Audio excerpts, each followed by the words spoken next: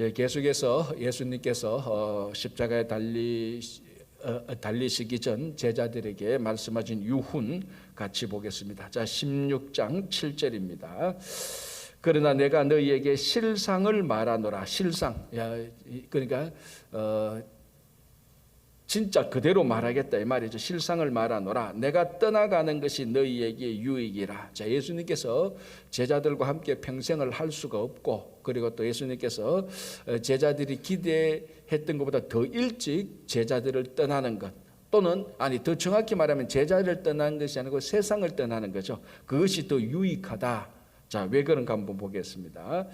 떠나가지 아니하면 보혜사가 너희에게로 오시지 아니할 것이요 가면 내가 그를 너희에게 보내리니. 자, 예수님께서 떠나가는 것이 더 유익한 것은 보혜사께서, 예수님께서 떠나가신 그 자리, 그 사역, 그 모든 공간을 보혜사 성령님께서 오셔서 예수님의 그 사역을 계속해서 이어가시기 때문이라는 것입니다. 그래서 지금 이 요한복음에서 특별히 우리가 지금 1장부터 지금까지 나왔는데 많이 강조된 것, 그러니까 지금까지 강조된 것은 뭔가 하면은 하나님이 예수님과 일치된다. 즉 예수님이 하나님의 아들이고 예수님을 본 자가 하나님을 본 자고 아들을 본 자가 아버지를 본 자고, 그리고 예수님은 하나님 아니 하나님은 예수님 아니, 그러니까 하나님과 예수님이 일치감, 연대감을 계속해서 많이 보여줬습니다. 그래서 그걸 세상이 전혀 받아들이지 못했습니다. 자, 이제는 예수님께서 아버지께로 가시면서 이제는 예수님과 성령과의 연계성, 그걸 많이 강조하고 있습니다. 그러니까 예수님께서 계셨을 때는 하나님과 예수님과의 연속, 그리고 예수님께서 아버지께로 가셨을 때는 예수님과 성령과의 연속. 그래서 이 요한복음에는 하나님과 예수님과 성령께서 한치의 어긋남도 없이 계속해서 이 일치감과 그 사역이 계속해서 이어지는 것들을 우리들에게 알려주고 있습니다. 자, 그렇다면 오늘날 우리는 성령께서 인도하시는 그 성령의 인도하심을 받아서 예수님께서 이 땅에 하신 사역, 이제 성령께서 이 땅에 계셨을 때 예수님의 사역을 하시도록 감당케 하는 그 인도하심을 받아서 교회와 성도가 예수님의 사역을 계속해서 이어나가야 되는 것을 알 수 있는 것입니다. 자, 그래서 7절 다시 볼게요. 그러나 내가 너희에게 실상을 말하노니 내가 떠나가는 것이 너희에게 유익이라. 내가 떠나가지 않으면 보혜사가 너희에게로 오시지 아니할 것이요 가면 내가 그를 너희에게로 보내리니. 자, 이제 보혜사 성령께서 오셔서 이제 어떤 일을 또 하시는가 예수님께서 말씀하십니다. 8절 그가 와서 죄에 대하여 의에 대하여 심판에 대하여 세상을 책망하시라. 죄, 의, 심판인데요. 자, 먼저 한번 보겠습니다. 9절 죄에 대하여라 하면 그들이 나를 믿지 아니하며. 자, 예수님께서 말씀하시는, 즉 성령께서 이 땅에 오셔서 죄에 무엇이 죄라고 말하는가 하면은 그들이, 사람들이, 즉 세상이 예수님을 믿지 아니한 것을 죄라고 말합니다. 우리가 예수님을 믿지 아니한 것을 죄라고 말하는 것은 성령밖에 없습니다. 세상의 어떤 법도, 세상의 어떤 공동체도 예수님을 믿지 않았다, 야 그거 죄야 라고 말하는 성문화된 어떤 공동체는 없습니다. 그런데 성령께서 오셨을 때 성령께서 우리에게 말하는 가장 근본적인 기본적인 죄는 예수를 믿지 아니한 것입니다. 그러니까 우리가 일반적으로 사람들이 말하는 죄와 성령께서 우리를 깨우쳐줘서 말하는 죄가 얼마나 다른지 모릅니다. 자, 성령께서 지금 여기에서 말씀하시는 죄는 어떤 법적인 죄, 도덕적, 양심적인, 심지어는 도덕적, 양심적인 죄까지도 말하고 있지 않습니다. 가장 근본적인 것은 예수를 믿지 아니한 것, 그것이 바로 죄라는 것입니다. 그러니까 우리가 한번 또 예수를 믿지 아니한 것이 내 인생의 가장 중요한 죄라고 생각해 본 적은 그렇게 많지 않을 것입니다. 그러나 성령께서 우리에게 깨우쳐 주는 것은 세상이 깨우쳐 주고 세상이 말하는, 세상이 규정한 그런 죄하고는 가장 근본적으로 다르다는 것입니다. 그래서 이 죄에 대해서 성령께서 세상을 깨우쳐 줍니다. 예수를 믿지 않은 것이 죄다. 그래서 죄를 짓지 않게 하기 위해서 논리적으로 말하면 예수를 믿는 것이다라는 말합니다. 자, 그래도 이 죄에 대하여라 하면 그래도 좀 이해가 되는데, 이제 의에 대하여라 하면 이게 참 이해가 어렵고 해석도 여러 가지가 있습니다. 자, 의에 대하여라 하면 내가 아버지께로 가니 너희가 다시 나를 보지 못하며. 자, 예수님께서 아버지 하나님께로 가는 것이 의다라고 말을 하는 것입니다. 자, 도대체 죄에 대하여라 하면 예수를 믿지 아니한 것이다. 그거는 좀 듣고 보니 그렇지, 예수를 믿지 않는 것이, 세상은 몰라도 우리 성도들한테는 예수를 믿지 않는 것이 가장 큰 죄지. 맞아. 이렇게 우리가 충분히 동의할 수가 있습니다. 그런데 의가 무엇이 의냐 하면은 예수님이 아버지 하나님께로 가는 것이 의다. 이것을 가지고 세상을 책망한다는 겁니다. 자, 이게 왜 의가 됩니까? 예수님이 왜 아버지 하나님께로 가는 게 의가 됩니까? 참, 그래서 해석도 참 많이 있어 왔습니다.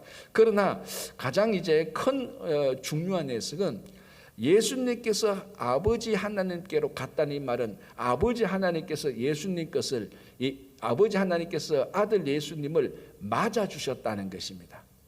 즉 아버지 하나님께서 예수님의 삶을 받아들였다는 것입니다. 왜 받아주시죠? 그분이 의이기 때문에.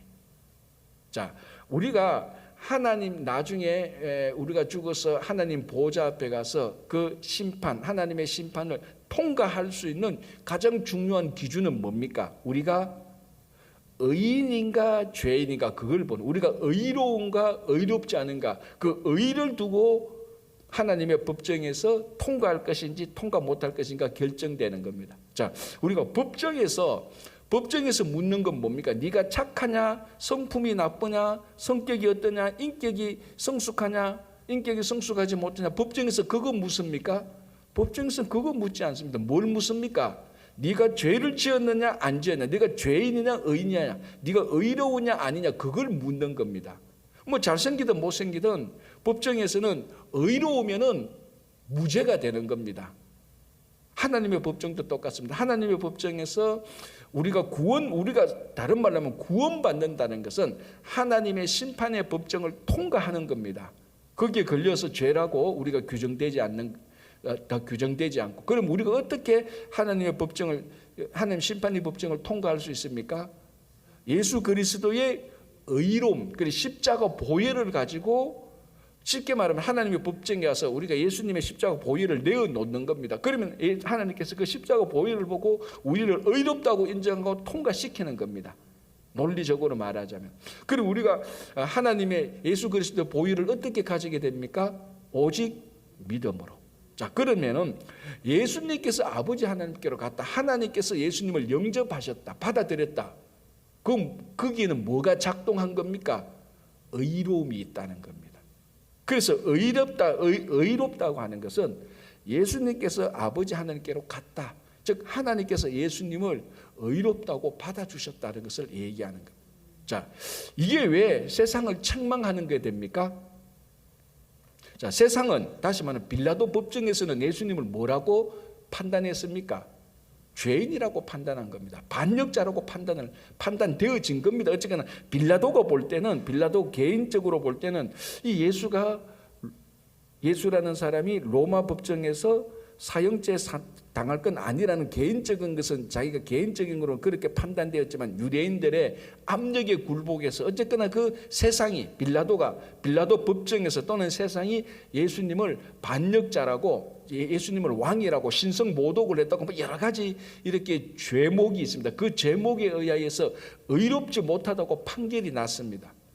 그런데 성령께서 오셔서 말하기는 예수님이 진짜 의로웠다. 왜? 아버지 하나님께서 예수님을 영접 맞아주신 것 아니냐. 그러니까 세상이 예수님을, 세상 법정이 세상이 예수님을 의롭지 못했다고 규정을 했지만, 성령께서는 하나님께서 예수님을 의롭다고 받아주셨다. 이것이 의다라고 성령께서 우리를 세상을 책망함으로 무엇이 의인가를 깨우쳐 주는 것입니다. 이제 좀 이해가 되죠? 내가 아버지께로 가니 너희가 다시는 나를 보지 못하. 이게 왜 의인가라는 데서 좀 이렇게 우리가 예수님께서 하신 말씀을 우리가 받으면은 훨씬 더 잘 이해가 될 수 있을 겁니다. 자, 세 번째, 죄, 의에 대해 이어서 세 번째, 심판에 대하여라 함은 이 세상 임금이 심판을 받았다. 자, 이거는 예수님께서, 성령께서 세상을 책망하는 이유하고도 사실은 큰 맥락이 닿아 있습니다. 심판에 대하여라면 성령께서 하는 심판은 뭔가 하면 세상 임금을 심판합니다.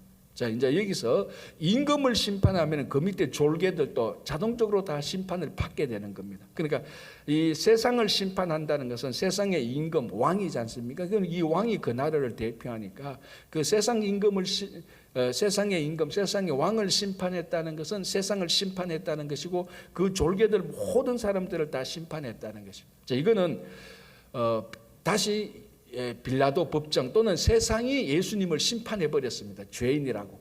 그런데 성령께서 오셨을 때는 예수님을 심판한 세상을 심판하는 것입니다. 그리고 이게 역전이 되는 거죠.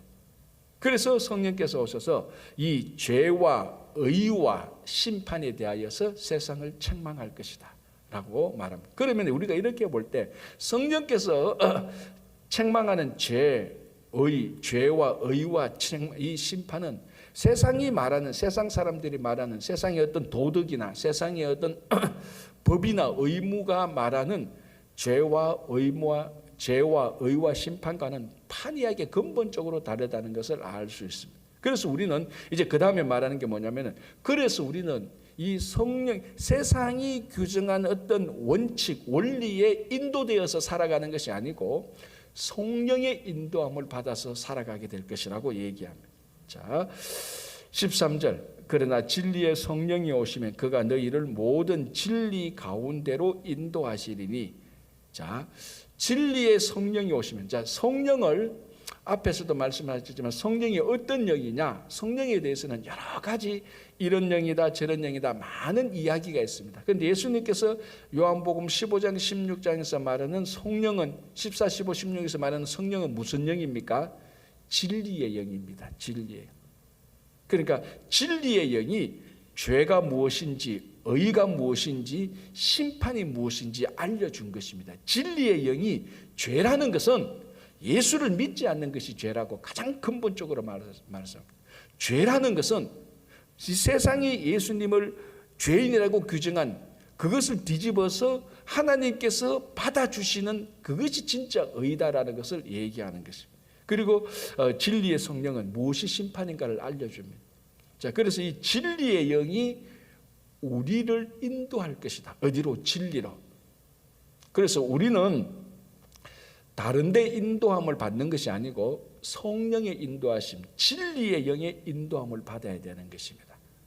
다른 것 따라가는 것이 아니고 세상의 인기와 쾌락과 세상 사람들이 그 다수가 인정하는 어떤 원칙, 다수가 인정하는 원칙이라든지 세상의 쾌락이라든지 세상의 인기라든지 어떤 물질, 거기에 인도함을 받는 게 아니고 우리는 진리의 영의 인도함을 받아서 진리 가운데 살아야 되는 것입니다.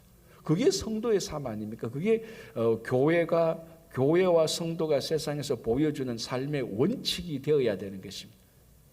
우리는 한평생 살아가는 동안에는 우리는 다른 것을 추구하는 것이 아니고 성령께서 진리의 영이 우리를 인도하실 때 거기에 기쁨으로 인도함을 받아야 되는 것입니다. 세상의 다른 가치와 목적의 인도함을 받는 것이 아니고요.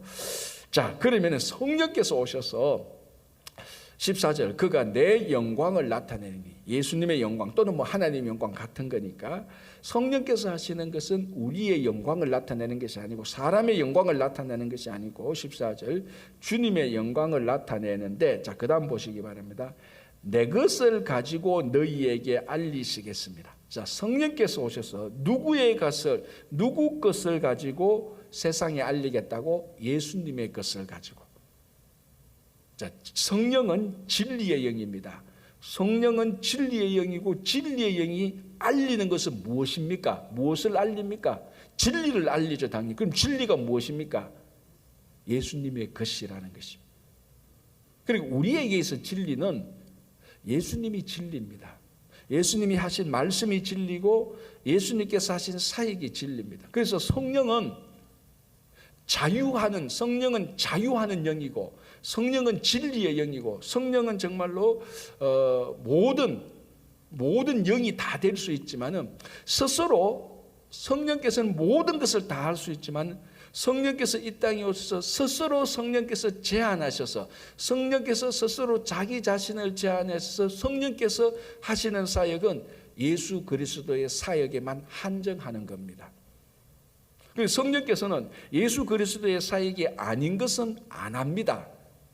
할 수 있음에도 불구하고 스스로 제한하셔가지고 예수님께서 하신 말씀, 예수님께서 하신 사역을 그걸 계속해서 이어가는 것입니다. 성령은 완전히 자유한 영이죠. 완전한 진리의 영이지만 14절에 그가 성령께서 내 것을 가지고 예수님의 것을 가지고 너희에게 알리겠다. 다른 것 알리는 것이 아니고. 자, 그러면은 우리의 삶은 예수님의 삶 그대로 예수님의 삶 그것을 따라가야 되는 겁니다. 당연한 것 아닙니까? 그래서 교회와 성도의 영원한 기준은 예수 그리스도입니다.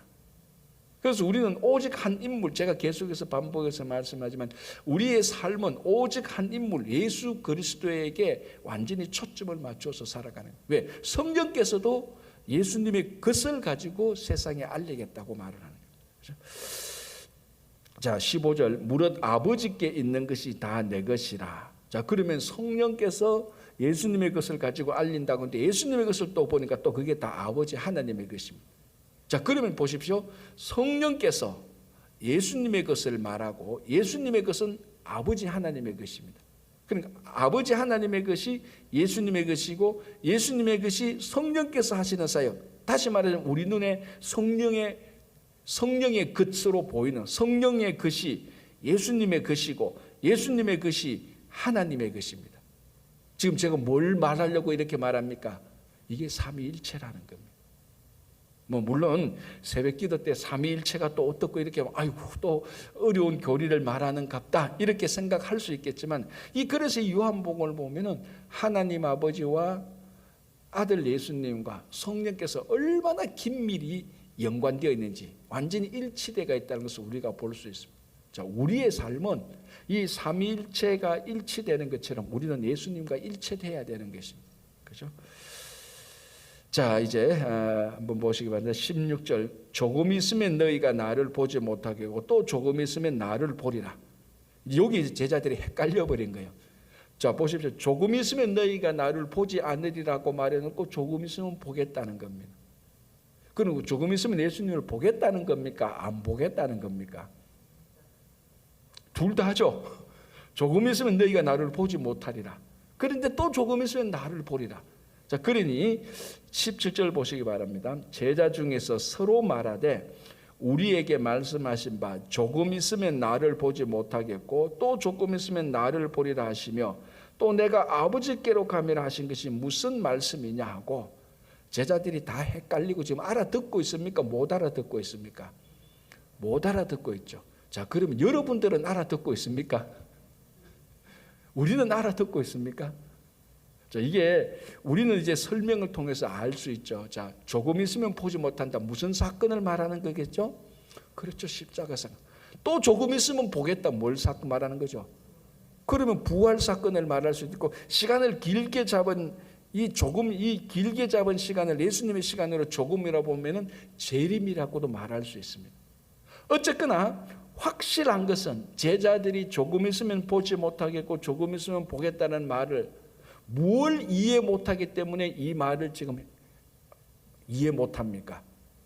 십자가와 부활 사건을 그걸 받아들이지 못하고 아직까지도 예수님께서 이제 곧 약간만 며칠만 있으면은 하루 이틀만 있으면 2, 3일만 있으면 예수님께서 이제 십자가에 달려 돌아가신 바로 그 예수님께서 돌아가시기 일주일 전 그 중간에서 말씀하시기 때문에 며칠 내로 예수님께서 십자가에 돌아가신 지 3일째 만에 부활하신 바로 그 타이밍에 왔었음에도 불구하고 제자들은 아직 예수님의 십자가와 예수님의 고난받고 죽으실 것과 부활할 것을 받아들이지 못하고 믿지 못하고 있는 것입니다.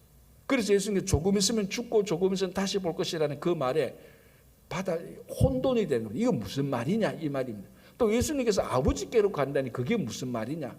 죽었다가 부활하셨다가 승천하시는 그런 것을, 그러니까 가장 중요한 예수님의 십자가와 예수님의 죽음과 부활과 승천을 모르니까 이 다 헷갈려 버리는 겁니다. 그죠? 자, 그러면 이제 우리는 훨씬 더 지금 이 당시 제자들보다 훨씬 더 잘 알고 있습니다. 아, 이게 조금 있으면 보지 못한다? 아, 예수님께서 돌아가시겠구나. 아, 조금 있으면 본다? 아, 그 당시 제자들은 부활이고. 자, 그러면 우리는 조금 있으면 예수님을 본다는 것은 뭘 기대하고 있습니까?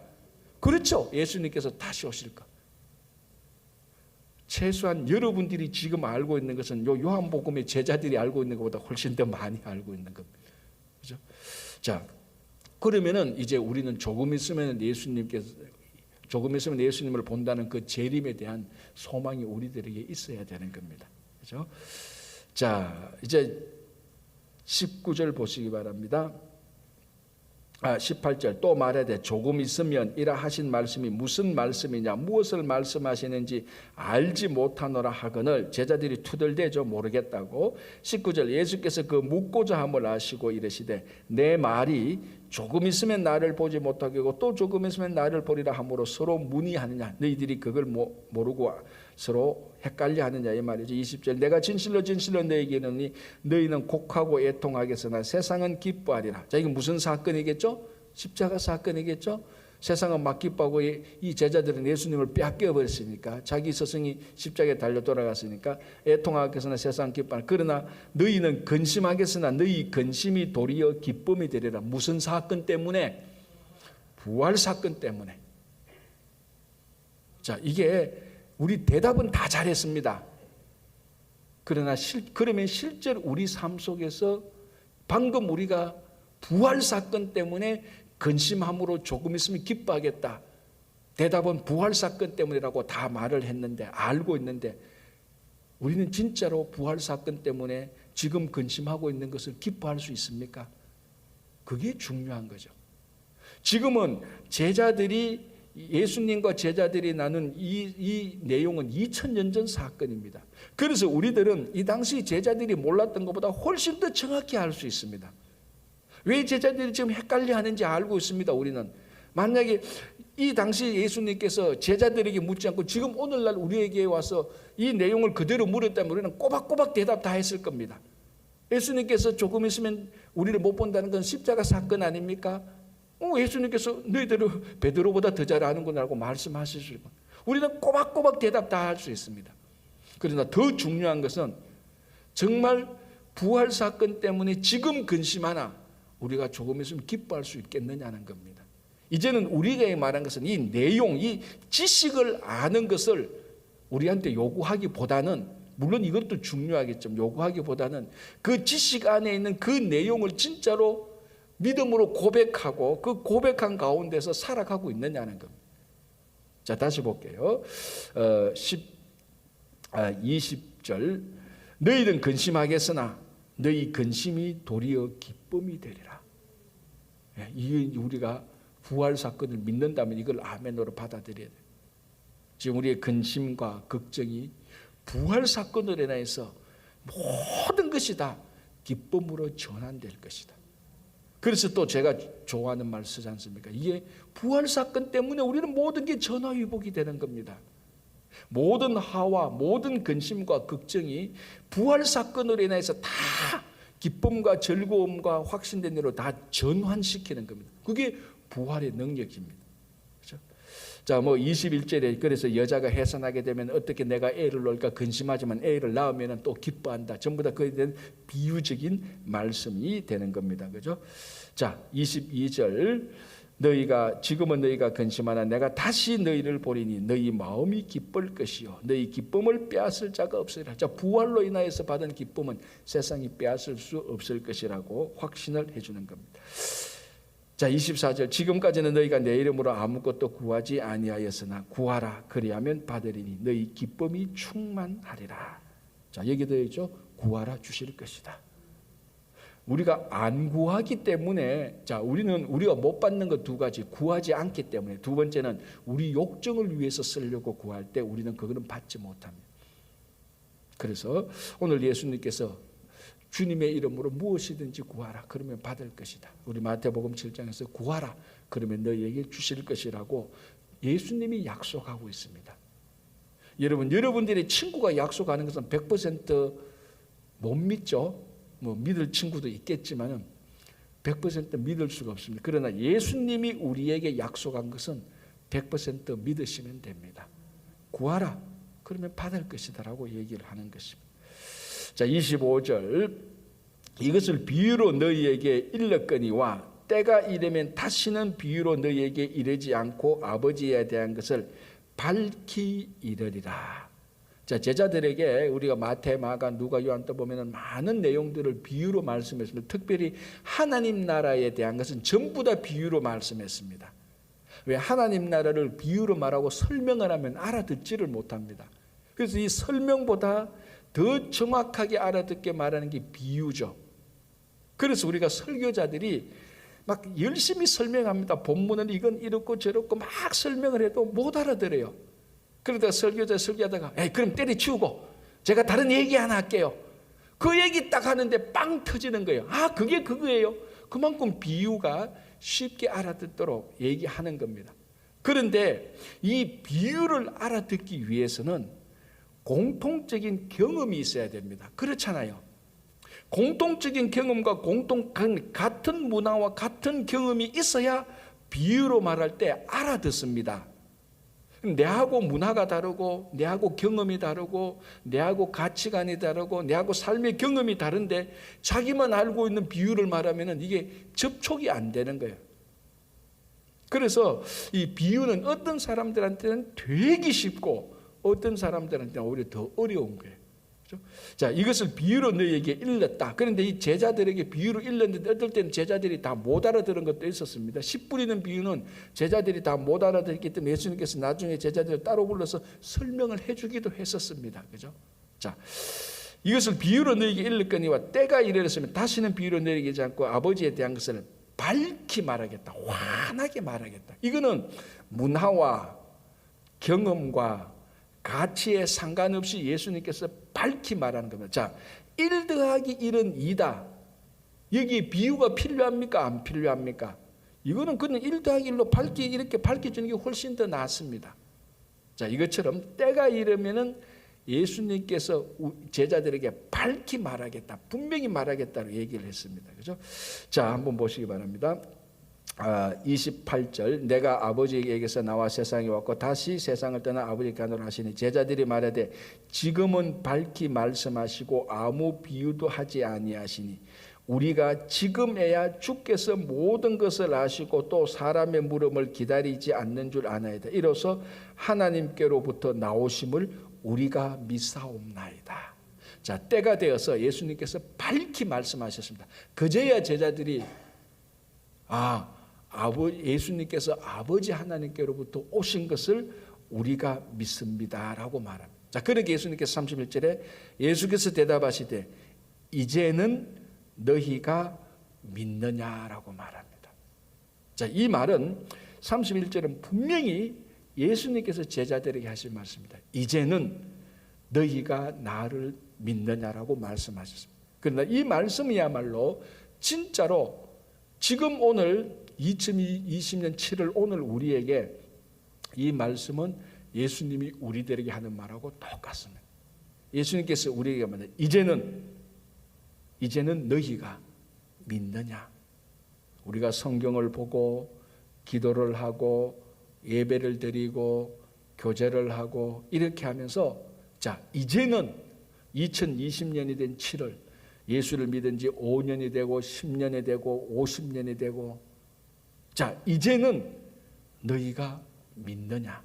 예수님이 누구인가를 믿고 예수님께서 하신 일을 믿고 예수님께서 우리의 구주가 된다는 것을 믿느냐라고 도전을 주는 겁니다.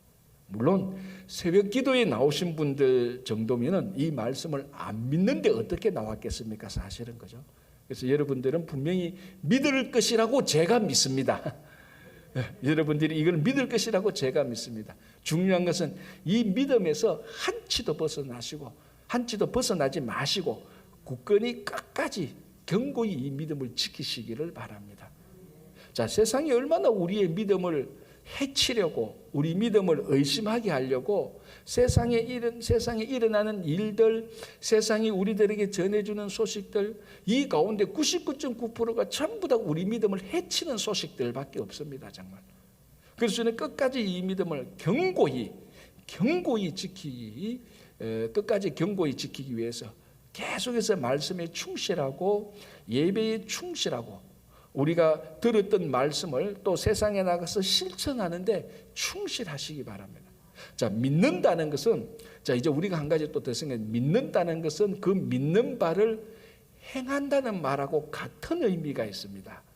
자, 이 한국 사람이 믿는다하고 성경에서 믿는다하고 이 강조점이 약간 좀 차이가 있습니다. 성경에서는 믿는다는 것과 순종한다는 것은 같은 의미예요. 자, 믿는다는 것은 행한다는 것하고 같은 의미입니다. 그런데 우리가 믿는 것은 그냥 마음속으로 믿고 마음속에 어떤 사실을, 어떤 일어날 일들에 대해서 굳건히 마음속에 가지고 있는 것을 우리는 믿는다라고 말을 합니다. 그런데 성경에서 믿는다는 것은 순종, 즉 성경에서 믿는다는 내용을 행한다는 것하고 같은 의미입니다. 그러면은 이제는 너희가 믿느냐 이 말을 원뜻을 하면 너희가 이제는 마음에 믿고 믿는 바를 이제는 행하느냐라고 묻는 것하고 똑같습니다. 자, 이제는 우리가 믿는 바를 행해야 되는 것입니다. 우리가 믿는 바를 순종해야 되는 것입니다.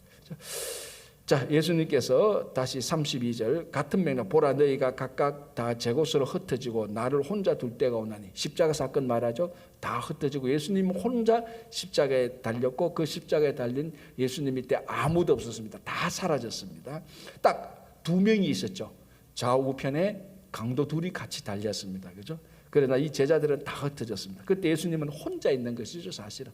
그러나 그때조차도 아버지께서 나와 함께 계신다라는 그런 믿음을 보고, 자, 33절 이것을 너희에게 이르는 것은 너희로 내 안에서 평안을 누리게 하려 함이라. 세상에서는 너희가 환난을 당하나 담대하라. 내가 세상을 이겼노라. 자, 우리가 세상에 환난을 당하죠. 이미 예수님께서 환난을 당할 것이라고 말했습니다. 예수님의 제자가 되면 세상이 예수님을 미워한 것처럼 제자들을 미워한다 그랬습니다. 환난을 당한다 그랬습니다. 그러나 근심하지 마라. 예수님께서 십자가에서 세상을 이겼다. 그리고 우리가 환난을 당할 수 있습니다. 예수 믿는다고 고난 안 당합니까? 다 당하죠. 예수 믿는다고 뭐 병 안 걸립니까? 다 걸리고, 예수 믿는다고 사고 안 납니까? 예수 믿는다고 뭐 사기 안 납니까? 다 똑같이 당합니다. 차이는 뭡니까? 그러나 우리는 세상을 이긴다는 것입니다. 그래서 오늘 또 이 세상을 이기는 넉넉한 하루가 되시기를 간절히 바랍니다. 기도하겠습니다. 하나님 감사합니다. 오늘도 하루를 시작합니다. 오늘도 하루를 시작하면서 담대하게 하루를 시작합니다. 예수님께서 십자가에서 세상을 이기었으므로 그 승리가 우리의 승리라는 것을 굳게 믿고 오늘 하루를 시작하니 오늘 하루의 삶이 승리의 삶이 되게 하여 주시옵소서. 주님, 선머스쿨과 여름 행사들이 있습니다. 8월에 있을 VBS, 그리고 특별히 이번 주 금토일에 있을 EM 청년부 수련회를 위해서 기도하오니 하나님께서 우리 EM 청년부 인도하시는 우리 송대비 전도사님 이하 임원들, 그리고 모든 청년들 한 사람 한 사람 살펴주셔서 이번 EM 청년부 수련회를 통하여서 하나님께 큰 영광이 되고 우리 청년들의 믿음이 많이 자라게 하여 주시옵소서. 8월에 있을 VBS와 중고등부 수련회를 위해서 함께 하시고 아버지, 이 수련회와 VBS를 통해서 예수를 믿지 않는 어린 영혼들이 예수를 믿게 되고 믿는 영혼들이 더 성숙하게 될 수 있도록 인도해 주시고 우리 교육자들 잘 아버지 준비할 수 있도록 도와주시옵소서. 오늘 또 함께 할 것을 믿습니다. 이 장건 집사님과 몸이 연약하신 모든 한우들 주님께서 고쳐주시고 회복시켜 주시고 가정과 일터 위에 복을 더하여 주시고 또 우리가 살고 있는 미국과 우크라이나 사태가 잘 회복될 수 있도록 믿으며 예수님의 이름으로 기도하옵나이다. 아멘.